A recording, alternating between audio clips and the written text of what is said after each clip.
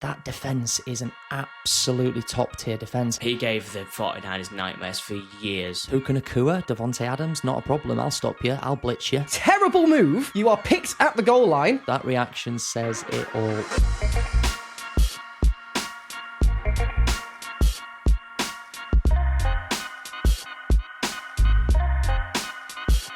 Welcome back to the Early Hours podcast, where it is a Super Bowl week special ahead of the matchup between the New England Patriots and the Seattle Seahawks. I thought it'd be interesting to draw some comparisons between the last time these two faced off in a Super Bowl over a decade ago. But before that, however, Super Bowl 49 was actually the first NFL game I ever watched. I've got fond memories of staying up in my uni accommodation and watching that on Channel 4. Do you guys remember the first game that got you into the NFL?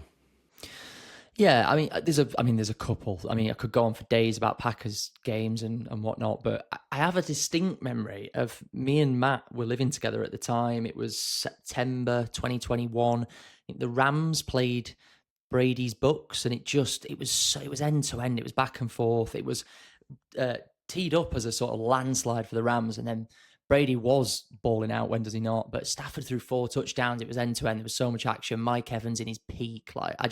It just rings like so true in my head. I love the memory of that. So, and it reminds me when we lived together, mate, which was great. So, good NFL times, man. Bring Brady back. Yeah, there's a few teams that actually might need Brady going into next season. But yeah, I think he was defending a Super Bowl title that season. And then the Rams went on to win it for Super Bowl 56. That was my first ever Super Bowl as well. I was out in LA at SoFi for that one. So fond memories all round. Smells, what about you? Similar to Oliver, I think there's no first sort of game that stands out that I watched. I think it's unfortunate for this podcast, the one that really cemented it for me, because possibly my favourite player at the time was Raheem Mostert. Is the championship game in 2020, so the 2019 season. The 49ers beat the Packers, and it was Raheem Mostert 4-touchdown game.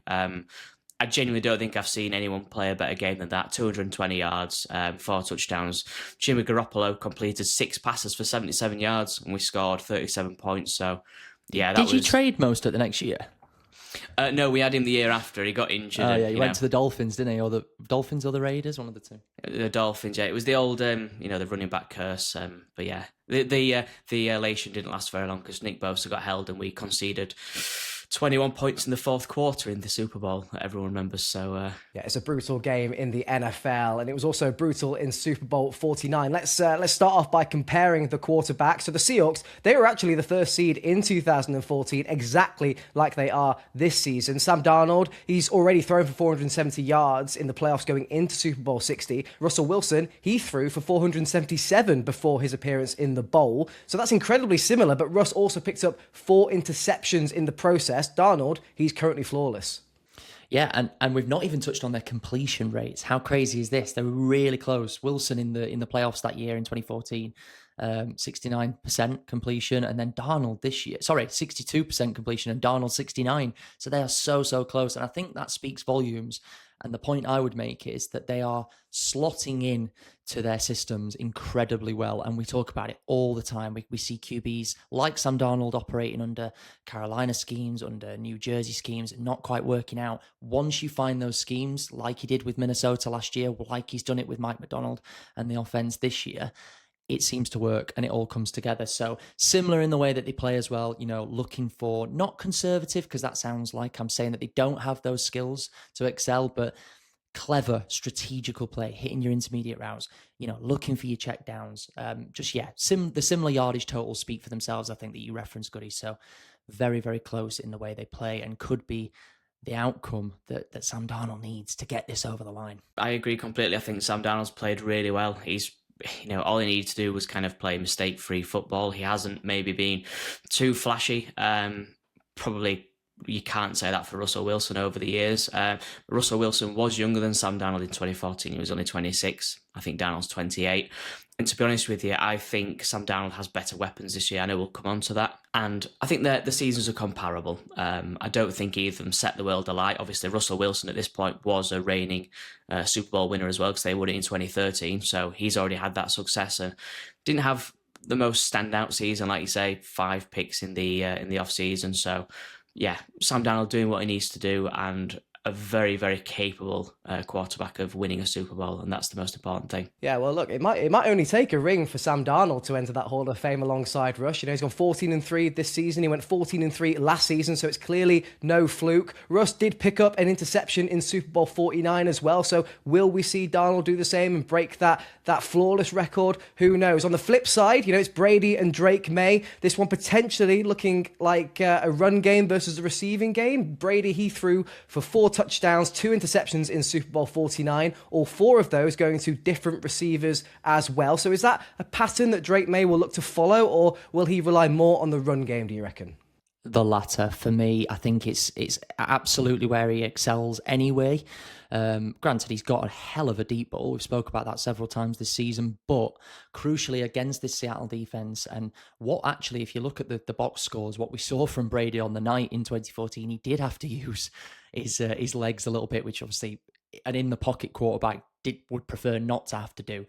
May is going to have to get out there. He's going to have to be dual threat. He's going to have to find ways to get over the first down markers and extend drives, you know, move those chains, because ultimately, and we'll come on to this, that defense is an absolutely top tier defense, and he's going to be struggling. There's only so many reads out there that they will isolate quickly. You know, the top corner in the league, Witherspoon, will be looking to shut that down instantly. The defensive rookie of the year conversation, you know, he'll be looking to shut that down as well on the other side. So yeah, plenty going on. May's going to have to use his feet, in my opinion. Yeah, I'll just look at the other side quickly. I mean, you know, his main wide receiver this year has been Stephon Diggs, who has had a bit of a sort of a comeback year. He's been really, really good, and obviously there's a few others he can throw to. But I think what's important is against the Seattle defense, you need to do a bit of both.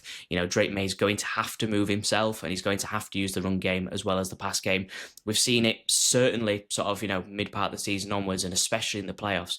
If you can't mix up your offense and try, you know, confuse them off scheme, they will silence you and they will shut you out. You mentioned earlier in the episode about the weapons. Well, look, let's try and compare them to their decade-old counterparts. So for the Patriots, we obviously got like Gronk and Julian Edelman, and for the Seahawks, Chris Matthews, Marshawn Lynch. So who springs to mind to fill those shoes on Sunday? Where do you start? I'll take the easy road out of here. I'm gonna go all the way to the Seahawks. Good luck with the Patriots, mate.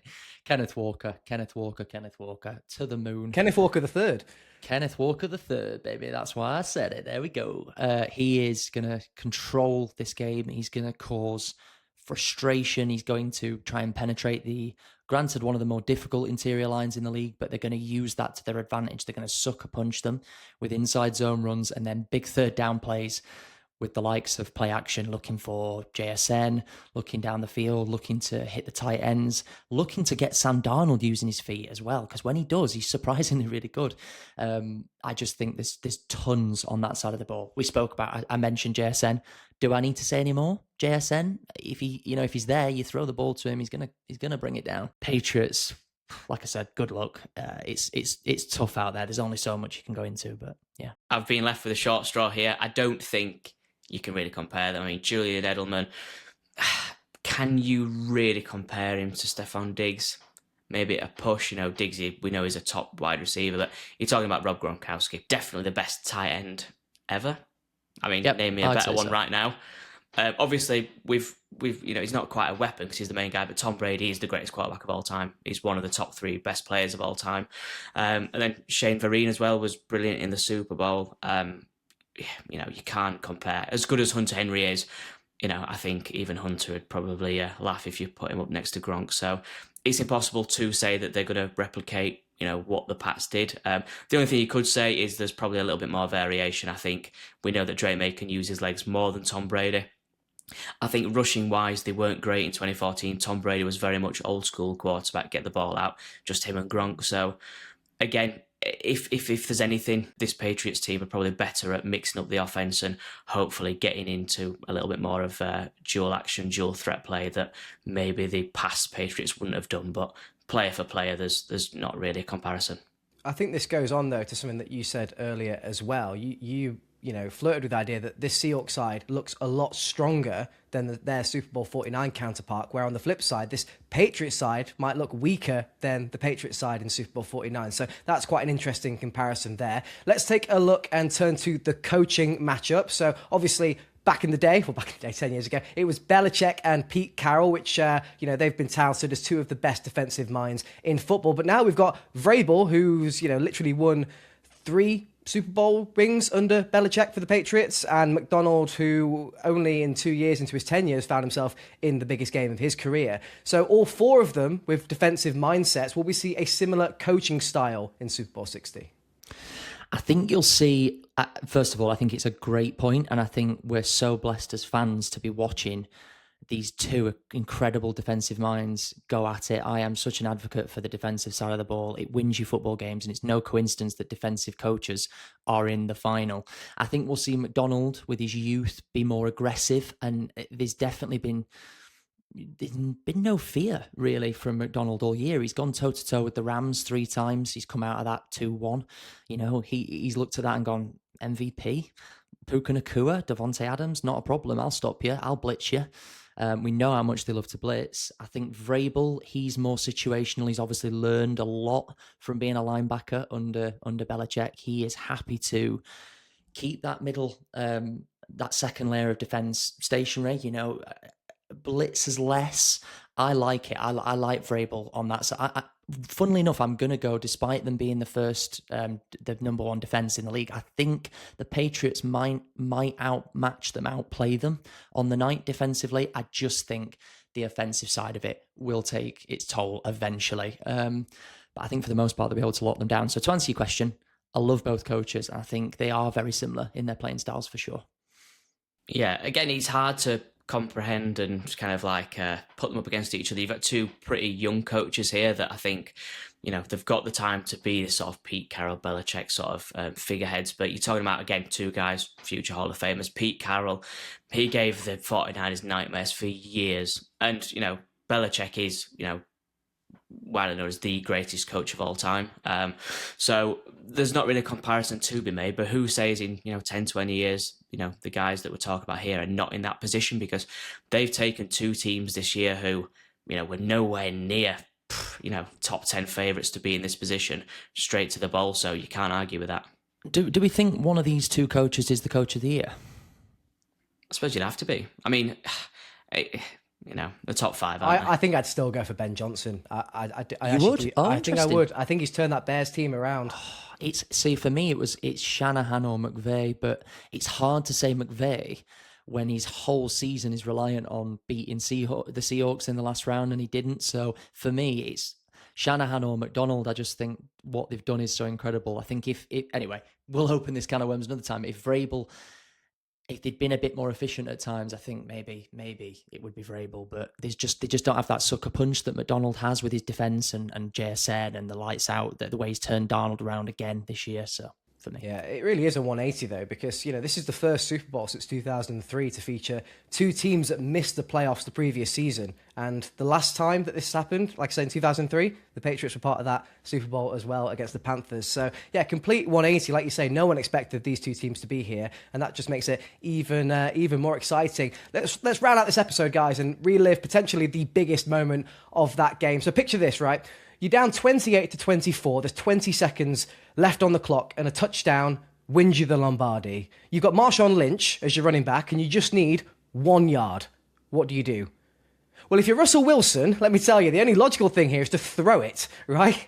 Terrible move. You are picked at the goal line by Malcolm Butler, and your journey ends there. The Patriots win the Super Bowl. So is this a redemption game for Seattle, or is this a thing of the past, considering it happened over a decade ago?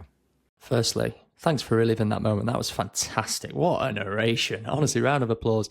And then for our social media, cue the Richard Sherman clip, because my God, that reaction says it all. It was an awful moment to be a Seahawks fan. It really was. I think where it will differ is they will trust Kenneth Walker. And I do believe if it comes down to that and we're in that situation, Kenneth Walker will get it done. I can see it being an outside zone like last week where he just runs it in, cool, calm and collected. And his confidence is at an all-time high as well. He's been balling out in the playoffs. 100%. They trust him. He's proven himself in a lot of clutch moments. It's just, it was a bad call. It was a bad call from Pete and his coaching staff at the time. I thought Marshawn Lynch speaks about it now, still after the play, walking up to or charging up to Pete and laughing in his face, saying, "You should have given me the ball. I could have got this done for us."